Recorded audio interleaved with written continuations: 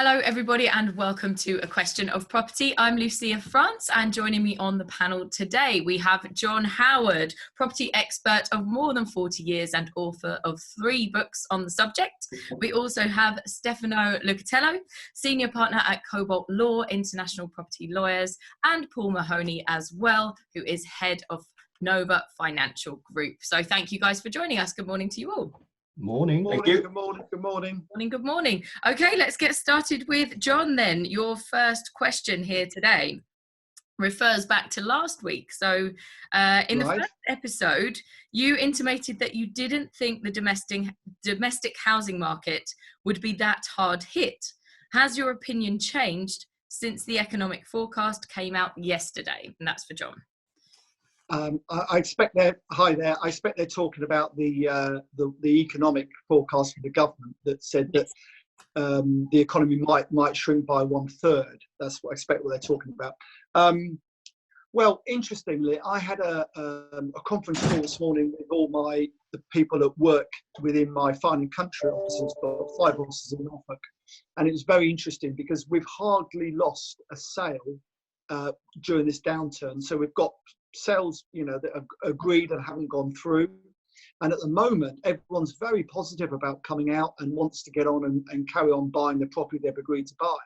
So I certainly think for the first 6 months or so, we're coming at the right time of year, which is what I said last time. I think if we're in December, that might be different, but we're going to be May, June, the sun's out, people want to get on and move. And I think that will carry us along for a while, but certainly that's on the domestic side. On the normal house purchase, house flat side, on the developing side and investment side, I think that could be very different. And I think after 6 months, everything's going to get a bit tougher. Yeah. So I haven't really changed my opinion at the moment, is the answer to that. Right. Okay. So we'll sort of wait and see. Ask me next week. It might change. Well, everything's changing all the time at the moment, isn't it? It is, and we're all looking at a crystal ball at the end of the day. That's what you've got to remember. That's right. Yeah, look, economics is all guesswork, isn't it? There's 2 sides to any economic argument. And just because one person has said this might be the economic outcome doesn't really mean anything. I think I mentioned it last week. In fact, generally, the media has proven to almost always be wrong about these things. Sure. Yeah. And may I also say the Bank of England, because if you remember with Brexit, they said, "Oh well, as soon as we voted out, everything was going to be a disaster," and it wasn't at all. So absolutely right. Yeah. There was a mention of I think there was a mention of a 30% house price drop following Brexit, and prices continue to rise. Exactly. So, yeah. What do they know? Yeah. Stefano, any thoughts on that one? Well, I mean, my initial thoughts are that this period of isolation will continue for another 3 weeks at least. That takes us to probably mid-May. Yes. I think there will be a lot of people who will be putting their properties onto the market, and as the usual adage goes, cash is king, and whoever's got cash to spend, I think we'll be able to. I think we'll almost find a glut of properties on the market in the next month or so, with people being desperate to sell for whatever reason, whether they can't pay the mortgage or whatever, or just want to get out. I've had a lot of people saying to me, I've had enough of this. When this isolation finishes, we're all going abroad, which is great news for me as an international property lawyer. Yeah. It means that the market is still there. But I think I hate economics. I'm a lawyer. I deal with hard facts, and I wouldn't want to say where we'd be in a month's time. I think if we have this same talk in a month's time, I think John's views may be different. They may not be different, but none of us, I don't think, can really know. And I don't think the people who think they know either. At the top of the government, Chancellor of the Exchequer, they prognosticate, and at the end of the day, I think it's just put the finger to the wind and hope that it's in the right direction. But let's see where we are in a month's time. Let's hope the markets have picked up. Let's hope we're out of this crisis, and let's hope that, for everyone's sake, that economics is picking up, and we can go out and fight the battle. Stefano, you don't think my opinion is something to do with the fact I've got £35 million worth of property on the market at the moment, do you, by any chance?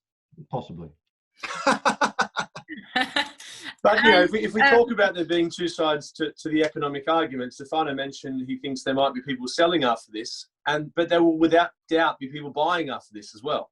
Yeah. You know, everything's kind of on pause. It's almost impossible to buy at the moment, and therefore there's without doubt going to be some form of pent-up demand on the opposite side of the equation. Well, I said to you, Paul, I said there'll be a glut of the properties on the market. When this next month, if we do this same talk again in a month's time, we'll find, I think, that the market will be flooded and there will be a glut of properties on No, but I'm saying the opposite, Stefano.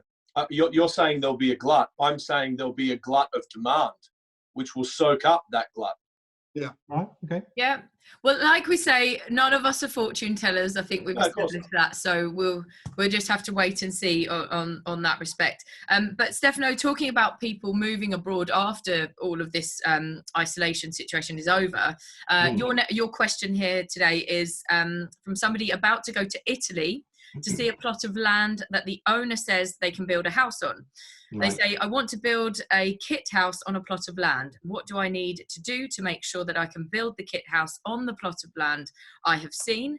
And secondly, once I've done this, what are my rights to stay and reside in Italy permanently? So advice there. Well, let's take the second part first, which is what are your rights? It all depends as when this guy decides to move across. As it stands at the moment, we're in a transitional period.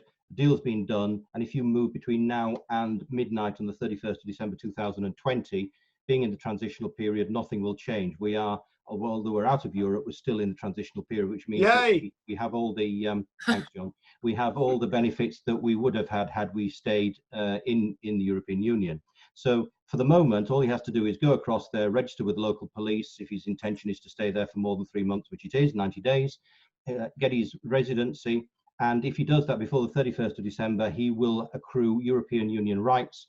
He will not be disadvantaged in any way, shape or form in whatever is agreed after the 1st of January 2021. So before 31st of December this year, he can be an EU resident? Yeah, there's no problem. He will take with him EU rights as they currently stood until we came out of the European Union.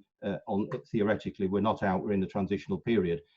After the 1st of January 2021, I don't think any of us knows what's going to happen. We believe that things won't change too much, except for the procedures and the paper applications that one will have to go through to actually get what you can get now much more easily.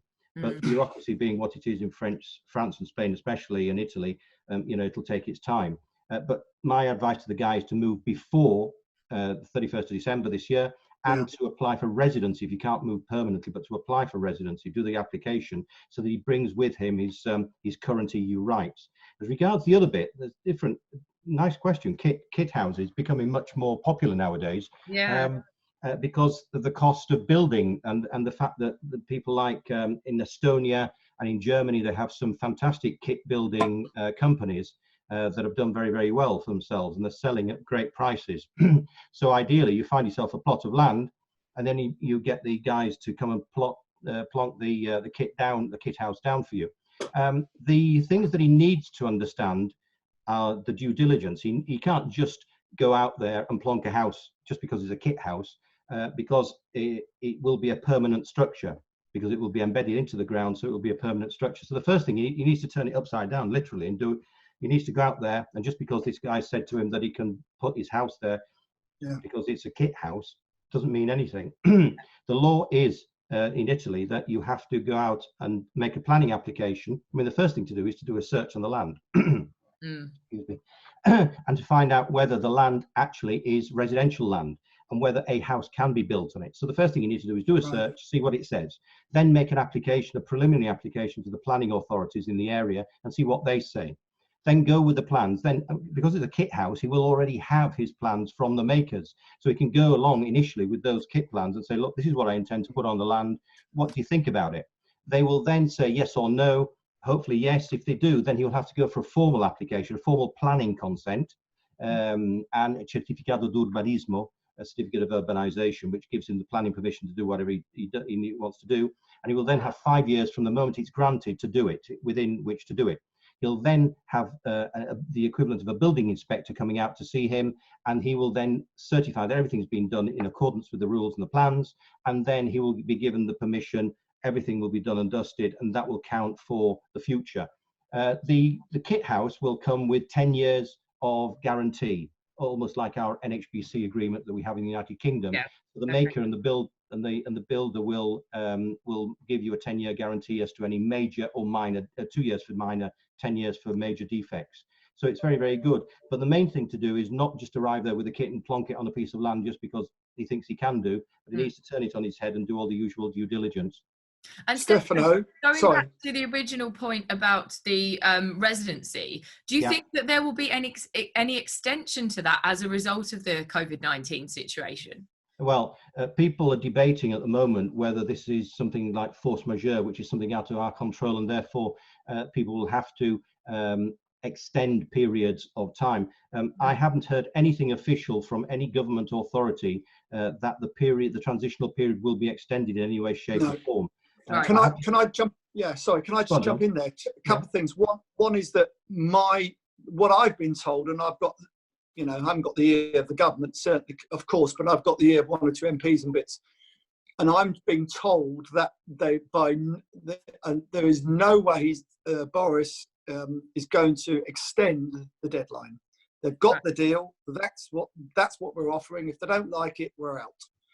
Which is probably a good thing for the country. I don't think we're going to get any extension whatsoever. I don't think we're going to get any extension whatsoever. No. I think that COVID is not something that will come into the pot for an extension. I think what will happen is, as John says, 31st December will come, we'll go in, that's it.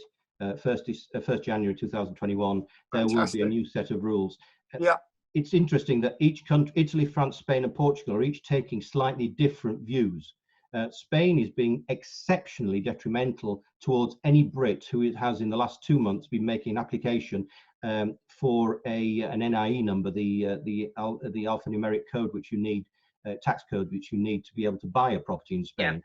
They've stopped issuing them for the last 10 weeks, and it's impossible now to do anything. And English people who want to apply are being physically refused application time. Any other country, and we've tried this out with an EU person from Italy going to Spain, she had no problem whatsoever. It's just there is a physical ban against processing anything from the United Kingdom at the moment. Wow. So just out of interest, if somebody does have an NIE number already, then does that mean their residency? No problem whatsoever. If you've got to remember that the alphanumeric code in whichever country of Europe you apply in, and once you've got the alphanumeric code, it means that you are on the tax system for that country. You can do whatever you like. It's a lifetime number, so nothing changes. Once you've got it, you've got it. Yeah. Okay. Great. Right. Let's move on. EU nations disagreeing with each other. That's no surprise, is it? Well, they all have different interests to guard, Paul. No change there. No change there. So, Paul, we'll move on to your first question for today. Paul, I've been watching your webinars and enjoying them very much. Do you still think that... That's good. Do you still think that purchasing up in Manchester will be the right thing going forward, or will you be looking at other areas of the country as well? Okay. Well, thank you for watching the webinars, and I'm glad you're enjoying them.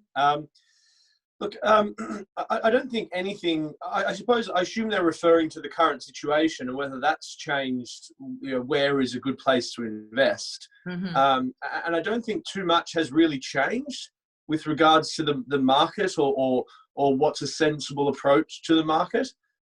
We consider the whole of the UK. We're not married to Manchester in any way, shape or form. We like certain parts of Manchester for property investment, the same way as we like other areas like Birmingham and Liverpool. And I suppose they're probably the three main cities we've predominantly been focusing on, but not because, we're tied to those cities, just because they have strong fundamentals so far as what drives positive growth and change in a property market, but also just livability, gentrification, etc. So I don't think anything's changed. I think we talk specifically about Manchester. Central Manchester's got very expensive. If you go back 4 or 5 years, we've had some properties that have grown in value by about 60-70% in that time frame, which is great if you bought them back then. But not so great if you're trying to buy now in central Manchester at £450 plus a square foot. In our view, that's not going. That growth won't really continue in those central areas. But there's more cost-effective areas very close by. you can go 500 meters away and save yourself 20% in cost. So still very much offering the facilities and amenities that sort of young professional type target market wants, and just a short distance away. Yeah. So, go ahead. Sorry, John. Sorry, I was just going to butt in and say, what's wrong with Ipswich? What's right with Nobody it? said anything was wrong with it. Well, No, he hasn't mentioned it, and it's only less than an hour on the train from London now. So, oh god, there's nothing wrong with Ipswich. But look, we get a special time about places like Ipswich, for example. And of course, there's nothing wrong with Ipswich. But my argument would be when you can invest in a large major city, central location that has a very broad range of industries and employment, facilities, amenities, billions of pounds being spent on infrastructure. Why would you not invest there versus Ipswich, for example, where I'm sure there's money being spent? I can give you a few good reasons, Paul, to be honest with you. But I'm sure you probably can, John. But in my mind, investing is unemotional and commercially minded. And of course, Ipswich probably is a great place to invest. But if I was comparing it to everywhere else in the country, being honest with myself, in my view, there's safer investments. I suppose it would be my take. Well, The North has always been cheap, John. The North has always been cheaper. I come from Hull. If you invest in Hull, I don't know if you've invested in Hull, Paul, at all. I have. I bought properties in 12 in flats Hull. in the Avenues many years ago. The avenues are fantastic. Yes, very nice. Wonderful. That's the only part in Hull you want to invest in my view. Can I just also say, by the way, may I just say this, that TripAdvisor, they're a massive company. They disagree with you, Paul, because they put Ipswich in the top 25 of places to visit in the next 6 months. So there you go. In Europe, that was. I think in the next episode, we need John Howard's top 10 reasons to move to Ipswich, please. I think that's going to be a better feature for next episode. We'll give you some chance to have a think about it. So you're just basically saying, Paul, that the bigger cities are always going to provide that kind of stability in terms of your investment. Well, I suppose what we look for generally is not just upside, but also risk mitigation. So, and I think there is safety in centrally located, desirable properties. Yeah. Because there's always going to be a reason for people to want and need to live there, regardless of the state of the economy. And it's quite relevant to our current scenario because everyone's getting scared by these economic numbers that are being released and what impact is that going to have. My take on that is if you've got a centrally located desirable property with all the right facilities and amenities around it, and therefore there's very strong reason for people to want or need to live there, you're going to have a tenant, so you don't have to worry. There's nothing to worry about. Even if the price of your property dips slightly, it doesn't matter. So long as you're investing for the mid to long term, you're probably still likely to do very well. No, I think, Paul, your point about big centres with lots of population in a quality locations within that, it's got to be right, isn't it? Ultimately, yeah. Okay, thank you very much, guys. Okay, we'll go back to John now for your second question. Yes. I think this might be the last one for today, for this episode, though. This person has just got planning permission to start building a pair of semi-detached houses. Mm-hmm. Should I start work now or wait until things look a bit clearer? Again, I'm assuming referring to the COVID. I mean, it's a difficult one because it depends whether they've got all the funding already. If they've got all the funding and they're committed because they've bought the site, then you could argue it's 2 semis. It's not the biggest development in the world, is it? So you could argue, well, if they build the 2 semis out and something does go wrong, because they're semi-detached houses, they're not massive, not like a big development. So because they're 2 semis, you could, if you can't sell them, they could always rent them, So in a way, it's a pretty safe thing to continue with. I think I gave some advice last week maybe and said, look, if you haven't started development, don't wait. But that was more to do with people who have got a big, perhaps building 6 big detached houses or something like that. But if you're doing 2 semis, you're pretty safe, if it, the market might go down a little bit by the time they're built, but as long as you've done you bought them right, and as long as you can build them at a sensible price and then rent them. If you can't sell them, you can rent them, and it washes your face, as it were. Then I would say continue.